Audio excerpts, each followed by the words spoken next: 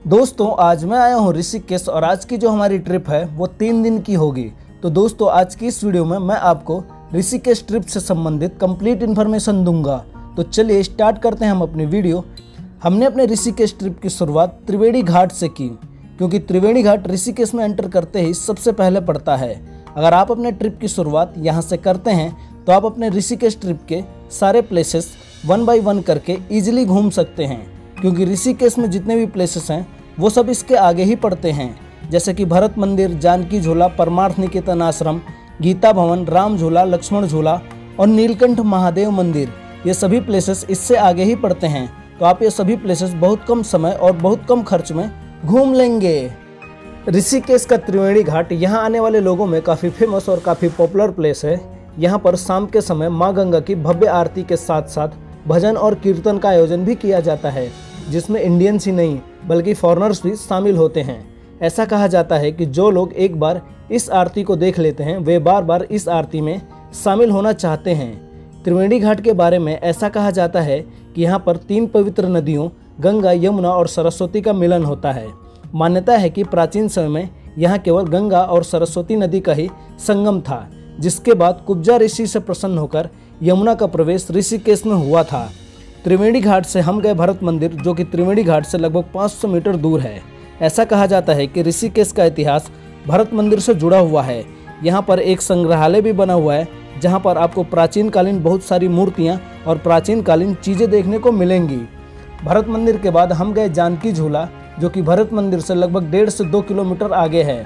लक्ष्मण झूला और राम झूला के बाद यह ऋषिकेश का तीसरा बड़ा झूला पुल है, जो कि बहुत ही प्यारा और बहुत ही खूबसूरत है। इसके ऊपर आप पैदल या बाइक से चल सकते हैं। 3 व्हीलर्स और 4 व्हीलर्स के लिए इसके ऊपर कोई लेन नहीं बना हुआ है, इसलिए यहाँ पर आपको पैदल या फिर 2 व्हीलर से ही इसको क्रॉस करना होता है। इस पुल पर पैदल और 2 व्हीलर्स के लिए अलग अलग लेन बनी हुई है, जिससे आपको इस पर चलने में कोई प्रॉब्लम नहीं होगी। जानकी झूला के बाद हम गए परमार्थ निकेतन घाट, जहाँ पर संध्या आरती हो रही थी। तो हम यहाँ की आरती में सम्मिलित हुए। ऐसा कहा जाता है कि ऋषिकेश की सबसे अच्छी गंगा आरती यहीं पर होती है, इसलिए हम भी इस आरती में सम्मिलित हुए और यहाँ की आरती को देखकर हमें बहुत अच्छा लगा। वैसे तो परमार्थ निकेतन आश्रम बहुत बड़ा है, जहाँ पर आप चाहें तो 2 से 3 घंटे तक आराम से स्पेंड कर सकते हैं, लेकिन अभी हो रहा है शाम का समय, इसलिए हम यहाँ एक बार फिर कल आएंगे और यहाँ के आश्रम को घूमेंगे। परमार्थ निकेतन घाट की आरती को देखने के बाद अब हम जा रहे हैं अपनी धर्मशाला में, जो कि त्रिवेणी घाट के पास ही है। यहाँ पर आपको लगभग 300 से 400 रुपये में धर्मशालाएँ मिल जाएंगी, लेकिन अगर आप अपने कमरे में अटैच बाथरूम और गीजर लेते हैं तो इसकी कॉस्ट 600 रुपये तक हो सकती है। और अगर आप यहाँ पर होटल लेते हैं तो यहाँ पर आपको 700 से लेकर 1000 रुपये तक अच्छे होटल मिल जाएंगे। ऋषिकेश में बहुत से ऐसे आश्रम हैं जहाँ पर निःशुल्क भोजन, पानी और रहने की व्यवस्था उपलब्ध है। तो अगर आप चाहें तो यहाँ के बने उन आश्रमों में भी रह सकते हैं, जो निःशुल्क आपको रहने और खाने की फैसिलिटी प्रोवाइड करते हैं। दूसरे दिन की शुरुआत हमने परमार्थ निकेतन आश्रम से की, जो कि बहुत ही प्यारा और बहुत ही खूबसूरत बना हुआ है। इस आश्रम में बने मंदिरों के दर्शन करते करते और इस आश्रम में घूमते घूमते 3 घंटे कब निकल गए हमें पता ही नहीं चला। इस आश्रम में घूमते घूमते दोपहर हो गई थी, इसलिए हम यहाँ की कैंटीन में गए, जहाँ पर हमने सात्विक थाली ली, जिसकी कॉस्ट 100 रुपीज़ थी। इसके अलावा यहाँ पर आपको एक और थाली मिलती है, जिसे कि महाराजा थाली कहा जाता है, जो कि 240 रुपये की है। ऋषिकेश में फूडिंग कॉस्ट थोड़ा ज़्यादा है। यहाँ के आश्रमों में काफ़ी अच्छा खाना बहुत ही सस्ते रेट में मिल जाता है। वहीं अगर आप यहाँ पर किसी रेस्टोरेंट में खाना खाते हैं तो यहाँ पर आपका बजट थोड़ा बढ़ जाता है। यहाँ पर आप अगर किसी रेस्टोरेंट में भोजन करते हैं तो यहाँ पर आपको लगभग 700 से 800 रुपये तक पर पर्सन का पर डे का कॉस्ट आ सकता है। परमार्थ निकेतन आश्रम को घूमने के बाद हम गए गीता भवन, जो कि परमार्थ निकेतन आश्रम के पास ही है। यह आश्रम भी काफ़ी अच्छा बना हुआ है और यहाँ पर रहने और खाने की फैसिलिटी भी अवेलेबल है।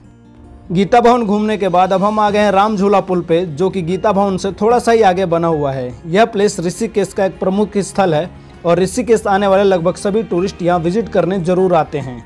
यह प्लेस वीडियोग्राफी और फोटोग्राफी के लिए बहुत ही अच्छा है और ऋषिकेश आने वाले ज़्यादातर टूरिस्ट यहाँ पर सेल्फी लेना बहुत पसंद करते हैं। राम झूला के पास ही एक बीच है, जो कि गंगा नदी के किनारे बना हुआ है, जहाँ पर आप चाहें तो कुछ टाइम स्पेंड कर सकते हैं। यहाँ आने वाले लगभग सभी टूरिस्ट यहाँ पर काफ़ी एंजॉय करते हैं। हमने भी इस बीच पर बहुत एंजॉय किया। हमने यहाँ के राम झूला और राम झूला के पास बने बीच पर लगभग 3 घंटे बिताए, जिसकी वजह से शाम हो गई थी। इसलिए हम वापस एक बार फिर त्रिवेणी घाट आए, क्योंकि ऐसा माना जाता है कि त्रिवेणी घाट की आरती और भजन ऋषिकेश की दूसरी सबसे अच्छी आरती मानी जाती है।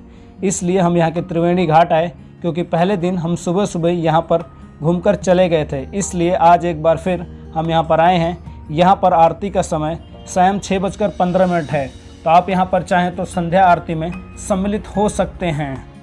हम भी यहाँ की आरती में सम्मिलित हुए और यहाँ की आरती को देखकर हमें बहुत अच्छा लगा। तीसरे दिन की शुरुआत हमने नीलकंठ महादेव मंदिर के दर्शन के साथ की, जो कि ऋषिकेश का सबसे प्रमुख स्थान है। ऋषिकेश से नीलकंठ मंदिर जाने के लिए हमने स्कूटी हायर की, जिसकी कॉस्ट 500 रुपये पर डे थी, क्योंकि नीलकंठ महादेव मंदिर ऋषिकेश से लगभग 20 किलोमीटर दूर है।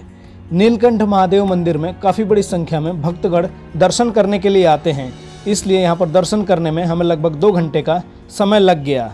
नीलकंठ महादेव मंदिर जाने आने और दर्शन करने में हमें लगभग 5 घंटे का समय लगा।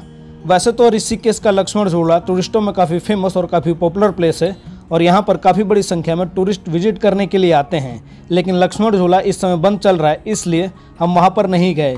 लेकिन आप कभी ऋषिकेश आएँ तो यहाँ के लक्ष्मण झूला अवश्य जाएँ, जो कि राम झूला से लगभग 2 किलोमीटर आगे है।